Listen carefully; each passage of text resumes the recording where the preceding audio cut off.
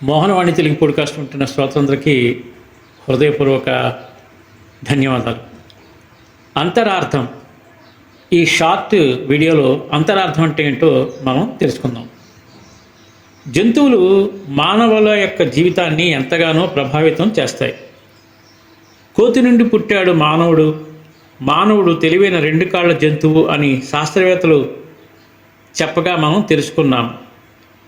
ఇప్పుడు సామాన్య మనుషులను గనక మన జీవితంలో జంతువులు సామెతలుగా, జాతీయ చిహ్నాలుగా చేరాయి. కుక్క కాటుకు చెప్పు దెబ్బ, కుక్క కాటుకు చెప్పు దెబ్బ, కుక్కకున్న విశ్వాసం లేదు అంటూ జంతువుల మీద సామెతలు వేసుకుంటూ ఉంటాము. అలాగే నెమలి, పులి మన జాతీయ పక్షి మరియు జంతువుల పట్ల మనిషి దృష్టి వేరుగా ఉంటుంది, మహనీయుల యొక్క దృష్టి వేరుగా ఉంటుంది. అందువలన జంతువులు ప్రతీకలుగా ఏర్పడ్డాయి. అది అనాది నుండి ఉన్న విషయమే. అవధూత యదు మహారాజు 24 ప్రతీకలను తెలిపారు. ఇక్కడ 24 ప్రతీకలలో 11 ప్రతీకలు జంతుజాలానివే. వాటికి గురుత్వం కూడా సిద్ధించింది. అవి ఆదర్శమైనవి.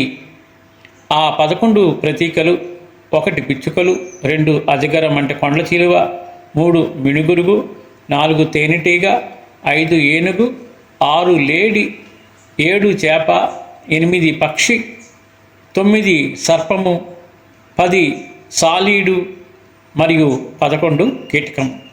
ఆనాటి నుండి జంతువులు మాటలు రాకుండా బాధలు చేస్తూ ఉంటాయి.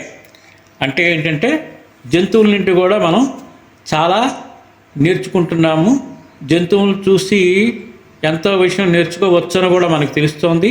కాబట్టి ఇంత అద్భుతమైన విషయాన్ని మనకి తెలియచేసిన రచయితలకు ధన్యవాదాలు తెలియచేసుకుంటూ, ఈ అద్భుతమైన విషయాన్ని 10 మందికి షేర్ చేసినట్లయితే తప్పకుండా జంతువుల మీద ప్రేమ పెరిగి జంతువుల్ని చూసి చాలామంది మనుషుల్లో మార్పు వస్తుందని నేను ఆశిస్తున్నాను. మార్పు రావాలని కోరుకుంటున్నాను. సర్వేజన సుఖినో భవంతు, లోకా సమస్త సుఖినో భవంతు. ధన్యవాదాలు. స్వస్తి.